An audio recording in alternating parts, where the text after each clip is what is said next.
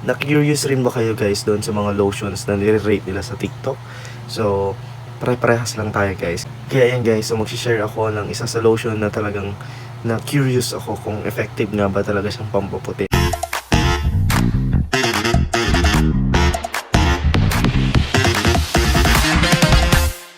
Hey guys, what's up? It's just Aquino and welcome back to another video. So, ayun na nga guys, at panibagong video na naman tayo about sa skincare. Disclaimer lang, hindi pa ako eksperto about sa mga skin. Share ko lang po yung mga experience ko na nararanasan ko pag gumamit ako ng products. So, ngayon guys, ang share ko sa inyo is itong Vaseline Gluta-Hya. So, this is Healthy Bright Serum Burst UV Lotion. So, sabi niya dito, flawless bright and reduces dark spots for even toned skin. So, ito guys, nakita ko kasi lagi sa TikTok na nire-rate nila. Diba, merong different na lotion silang ilalabas. Parang 1 out of 10, tapos mga 10 over 10, mga ganun. Tapos may 1,000, 10,000 over 10, parang ganun. So, ito guys, laging highest yung rate niya. Minsan, kumbaga, overrated yung pag-rate nila. Yan, 10,000, 1 million, ganun. As in, love na love nila tong product na to. So, talagang na-curious ako. Yun nga lang, hindi pa ako nag-order sa TikTok. Nag-order ako sa Watsons. And guys, so, papakita ko na lang siya sa inyo. Pagtitignan po natin yung lotion niya. Ayan o. Ayan. Ewan ko kung nakikita ninyo. Saan nakikita ninyo? Ayan. So, kung makikita nyo po yung texture niya, hindi po siya ganun ka-creamy. Parang, ano lang po siya. Parang watery style. Pero hindi naman super watery. Ayan guys. So ito guys, more than a month ko na siyang gamit. Siguro magto 2 months ko na po siyang gamit. Itong isa. So, ayan guys, gagamitin po natin siya. In terms of amoy naman guys, mabango siya guys. And alam mo yung hindi siya nakakairita amoyin. Hindi siya super bango. Hindi rin siya naman, parang wala lang. Pero saktong-sakto lang. Na pag in-apply mo sa katawan mo, love na love mo. Ayan guys, pag nirab ko siya, ayun So, mabilis po siyang mawala yung mga white cast niya. Hindi po siya white cast. Ayan, so wala po siyang totally instant effect, guys Ayan guys, and ipahid na natin siya. Ayan guys, kung makikita nyo, para lang po siyang, parang tubig na kaagad yung nangyari, diba? So, konti. So, ito daw ay ayan, Glutaglow Hyaluron Pro Retinol Glutaglow 10 times. So, mabilis daw siyang magpaputi. Pero, guys, ito po ay wala po siyang instant whitening, ha? Ayan.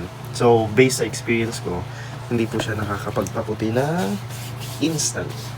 Ayan, guys. Nakakatuwa lang, guys, kasi, di ba medyo pricey ito? 490 around, parang ganun. 450 to 490, parang ganun. Eh, nung nabili ko siya, naka-promo, parang 540 lang ata. Di na siya malapit sa 600, parang ganun.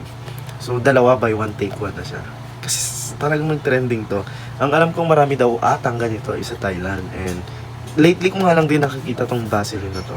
Nakakatuwa siya guys kasi malamig po siya sa katawan na yun.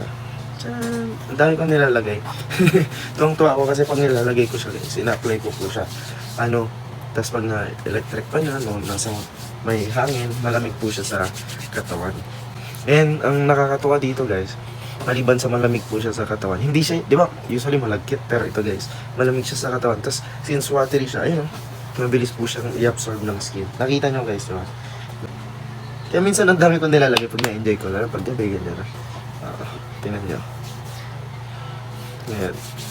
Kasi gusto ko siyang gamitin pag matutulog na.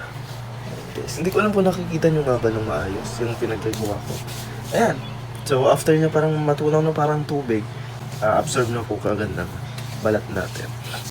So far guys, nasabi ko na kanina, wala siyang instant whitening effect, pero nakakapag-lighten siya ng skin. Iganda sa skin yung pagbabrighten niya, parang kumbaga nag-glow yung yung balat mo dito sa Gluta-Hya na ito.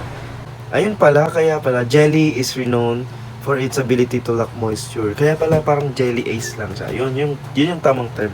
Para lang siyang jelly ace. Jelly ace talaga, no? Ayan. Ayan, ganyan din to guys, pag araw, yun nga lang kasi, usually late ako nagigising. Kaya hindi na ako nakakapag-lotion ng araw. Kaya gabi ko na to ina-apply. Pero guys, siya, kahit na madami ako maglagay, hindi naman siya mabilis maubos. So, hindi ko alam kung Matipid. Basta ano yun, parang dami pa niyang laman. Ayun, lagi ko naman siyang ginagamit. So far ito, nagustuhan ko rin talaga. Kaya siguro overrated din yung pag-rate nila dito. Kasi maganda din talaga siya. Hindi OA yung kanyang ano, yung effect niya sa katawan. Hindi siya yung nauuso ngayon na instant white, tapos super daming white cast, parang mga ganun. So ito, kahit hindi siya instant white, pero ramdam mo along the paggamit mo is nagla-lighten yung skin mo. So, ayun yung nakakatawa dito guys. So, sa mga nagtatanong dyan kung worth it guys, medyo pricey lang siya pero worth it. And nakaka-smooth ng skin. Ayun, diba? Kanyari, parang mas smooth pa yung balat ko dito kaysa sa mukha. Ako, lalo pag hindi ako yung, basta pag hindi talaga ako nagano ng mukha ko, parang ang rough na. Lalo pag, diba, naarawan mo. Basta pag hindi ako nag-rejuve, di ba parang mas smooth pa mo. Ayun, mas smooth siya hawakan. So, yung smoothing effect niya, solid guys.